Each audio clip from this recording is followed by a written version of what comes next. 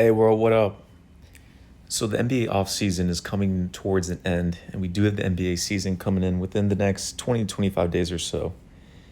And for this topic of conversation, we're going to be looking and tuning into more of the Los Angeles Lakers, which LeBron James is approaching his 22nd season. They drafted his son Bronny at the, if I'm not mistaken, the 55th or 57th pick in the second round, bringing in J.J. Redick as their new head coach, a first-timer who played shooting guard in the NBA with the Orlando Magic, the New Orleans Pelicans, the Dallas Mavericks, and such. Was an ESPN analyst, and now jumping into the Los Angeles Lakers scheme of things. The Lakers not making any offseason moves within free agency due to Rob Pelinka being stagnant once again, just like in the trade deadline. And now you're in a peculiar situation to where what are the quote-unquote expectations of the Los Angeles Lakers? And can LeBron James will this team to another quote-unquote playoff run? Or are there any expectations of championship or bust? Those are the questions. And when it comes down to this, let's look more into the details of what we can gather some more feedback. Don't have any expectations, and that's unfair to put any expectations on us right now. The only thing that we can count on each other is how we come to practice and come to work every day. And look who we have joining us today, Amon Shumpert in the house. And you have a new show coming out on ESPN Plus, Taking One for the Team. We'll get into that shortly.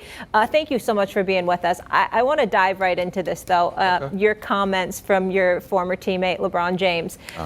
Thoughts on what he had to say? Listen, LeBron James is always going to take the political side of things to give the quote-unquote right answer, to not place too much expectations on himself, and to pretty much gather the media to give the result and to analyze further on when it comes down to that. Listen, as of right now, the Los Angeles Lakers, as of last season, finished as the 7th seed in the NBA West standings at a 47-35 record. Now, you got to remember, the Western Conference was stacked from seeds 1 through 10, and even you can say 11 as well. The Houston Rockets were at the 11th seed at a 41-41 record on the come-up. The 10th seed as the Golden State Warriors were at 46-36, and they were fighting within that play-in series with the Kings, Lakers, and the New Orleans Pelicans. And then the Thunder, Nuggets, and Wolves were pretty much tied or at a game apiece at the first, second, and third seed fighting. So the West was a war as of last season. And even though the Golden State Warriors and the Sacramento Kings did not make the playoffs last season, which they were both 46-36, still respectable upon their standings. Now we're transitioning into this next season into the Western Conference. As of right now, I do not have the Los Angeles Lakers even as a play-in team. Actually, let me backtrack when it comes to that. The Los Angeles Lakers will not make the NBA playoffs for the 2025 NBA season. I potentially could see them as a play-in team. They did not make any moves within the offseason. The group's getting older. They're more stagnant. There's no direction. You have a brand new coach in J.J. Redick coming in, who, when you bring LeBron James on your franchise, you want to keep everything at, you want to bring in veterans. You want to bring guys who are worthy, who are proven, head coaches who are proven. And that's something, once again, with Rob Pelinka, having Luke Walton. Now you have J.J. Redick and even Darvin Ham. That's not the right head coach for LeBron James. You brought in Frank Vogel, who was proven and worthy, and they won the championship. No expectations for the Lakers. Yeah, I think that LeBron is exceptional in identifying how to use his team, how to motivate his team. And I think that he's not going to make an assessment on it until he sees a couple of weeks, maybe months of how they gel together before he knows what to do. I've watched and been a part of teams that he'll say we're one piece away, or we need to get better in this. If we execute this and get better on this end of the floor, then we'll be in this position. So I think that he does this every year. He never really sets any expectation on anything unless he's got the exact same team, which he does not. They've added some pieces. They've added his son. They've added a new coach. So I'm excited. I know everybody else is excited, but I think it's pretty fair. No. If you're a Los Angeles Lakers fan, you should not be excited coming to the season. This season is pretty much an entertainment wash joke. bring in LeBron James' son, which is fine, but he should be in the G League, if we're going to be honest. He should not be playing. Now you have quotes of LeBron James saying, hey, pretty much I have nothing else to prove in my career. Everything is gravy on top, extra credit. You're talking about reports of Bronny James going to get playing time within the season opener with the Los Angeles Lakers, which should not be the case whatsoever. Made no free agency moves, bringing J.J. Redick as your head coach, and keeping this team still intact. I don't like the moves. The Lakers are not in the right direction. There's no urgency to make themselves title contenders for both management and upon LeBron James's quote-unquote pushing for that. It's not the case. And you have new up-and-coming teams in the Western Conference who are going to go for that. As I'm looking within the NBA landscape as of right now, if we're going to look into the hierarchy in the West, you're going to have the first three teams are going to be the Dallas Mavericks, the Oklahoma City Thunder, and the Denver Nuggets. Actually, let me backtrack that. I'm going to put the Mavericks, the Thunder, and the Timberwolves within that top three of that first tier. Second tier, I'm going to have the Denver Nuggets alongside with the New Orleans Pelicans.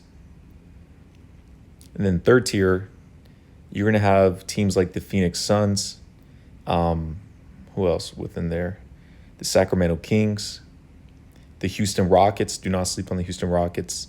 And then the fourth tier and such, you're going to go down into the teams who are going to be in that play-in and fight, potentially get into the playoffs, such as the Clippers, the Lakers, potentially the Warriors, the Grizzlies within there. And actually, let me backtrack one more again. I believe the San Antonio Spurs are going to be in that third or fourth tier. The San Antonio Spurs should be in the play-in, bringing in Chris Paul, bringing in Harrison Barnes, and being more of a foundational team, and Wemby getting another step up. So I'm going to have the San Antonio Spurs in that same kind of tier within the Los Angeles Clippers and Lakers, but more of an upside due to their direction and actual respect. He said. Hold up. First of all, it's good to see my boy Shump. Good, been a long time. Love this brother right here, doggy. We go back years, man. They got a lot of love for this brother. Let me tell you something right now.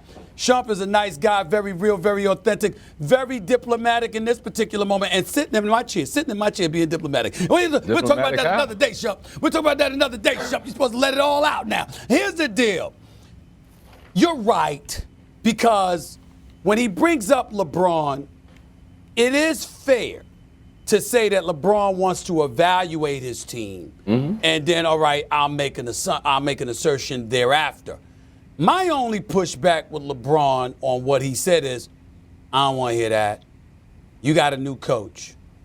You know how he got there. That's LeBron right there. You understand? J.J. Redick. He was here with us. Now you get your hands over there with J.J. I ain't mad at it. I think JJ's a brilliant mind.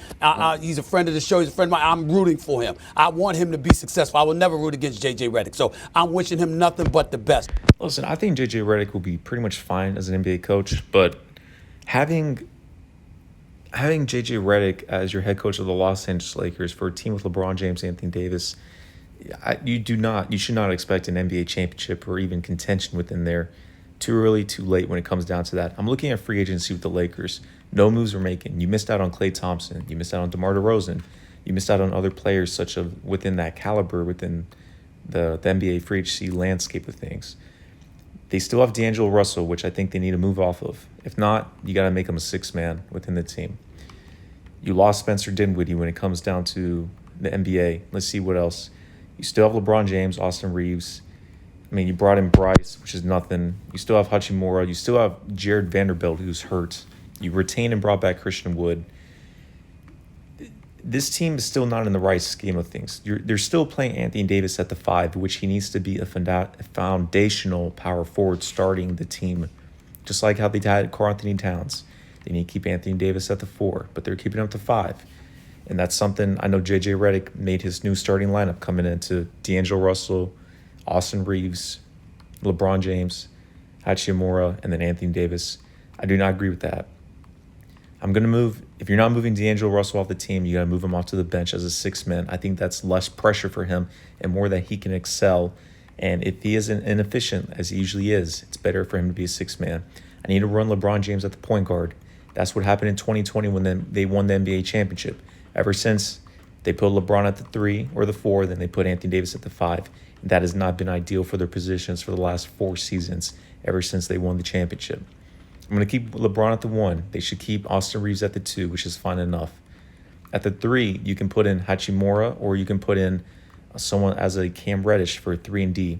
At the 4, they need Anthony Davis, and at the 5, you can either put Vanderbilt or you can put Jackson Hayes. But right now, this team and this roster is incomplete. There are no championship contention aspirations. I see this team as a plan. I do not expect NBA playoff berth or anything along those matter of lines. And again, I get it. It's early within the NBA. The season hasn't even started. Usually there's more buyouts, free agency signings, more trades to come along. We'll see. It's still early as of right now. Okay, but you understand, you did the podcast with him first, you got it, now all of a sudden he's the Lakers coach. All right, fine. You see the personnel that y'all got in there, you wearing a Laker uniform. This ain't the Cleveland Cavaliers, even though y'all won a chip together in Cleveland. This ain't the Cleveland Cavaliers, this is the Lakers. It's the Lakers. What do you mean ain't no expectations? Let me tell you something. How you think Laker Nation feel about that? I want to hear that. They want to hear that. We'll see. I've never been a part of Laker Nation. There I've we never go. been a part of Laker Nation. There we go. If you in LA enough, though. Real quickly, and I forgot they brought in Dalton Connect, the rookie, which I don't know if he's going to get G League experience or if they're going to put him within the rotation, kind of like a Matt Ryan they did 2 to 3 seasons ago. Who's a shooter, 3 and D, spot up threat. You in LA enough, though. I can't imagine a Laker fan feeling like they're going to put pressure on. Anyone with $10,000 or more in credit card debt or personal loans may qualify for help from National Debt Relief. Minimum payment. This team. Well, what I'm saying is this. We started LeBron with is so saying great. he's on his 22nd season. Let me get, I'm going right there. I'm glad you went there for me. His 22nd year. LeBron's phenomenal. Mount Rushmore, top 2 all time as far as I'm concerned. No. LeBron James is top 4 Mount Rushmore at all time. I don't have him number 2. Definitely do not have him as the NBA GOAT. That remains to Michael Jordan. He's that dude. I don't want to feel, and it's just a feeling, I don't want to feel like it's one of those situations where no matter what we do, I'm going to go out, I'm going to drop 25 to 27 tonight. I'm going to do my job. And if we don't do something, we don't do something. Nah, you that great. Anthony Davis is that great. There is nothing wrong with the Lakers having some expectations. I'm just saying. Just saying. I don't. Listen, actions speak louder than words. Based on their actions, they are not in any expectational representation to bring on an NBA championship or contention. The Lakers have remained steady. They've only brought in side entertainment and new projects. They're not in any position to make moves for NBA championship contention. LeBron James even stated by his body language and his words that he's done. He's not winning any more championships. He's chilling. He's not bringing any urgency. He's about to be 40 years old in December. He has his wife. He has his kids. That's the only thing he's focused on, which is a shame, though. And I fully expect LeBron James to play this season, and then I believe next season will be his last to finish off on his 23rd NBA season tour. I don't think he said that. He didn't say he was going out here to lose. I don't remember that quote. He's never said that. He never has. He's basically saying don't put any expectations on us too early. We don't know what's to come of this yet. Now you know what expectations. And listen, it's early. I get it. But the Lakers, I don't see the direction that they need to make for an NBA push for the playoffs. I don't know. We'll see, though. Let's see if Rob Pelinka could pull something up his sleeve. As of right now, even if they were to make some moves, I don't think with the rotation-wise, I still believe they're going to put AD at the 4 or at the 5 and then LeBron at the 3. And that's not ideal for their situations. LeBron needs to run the point. You need to put AD at the 4.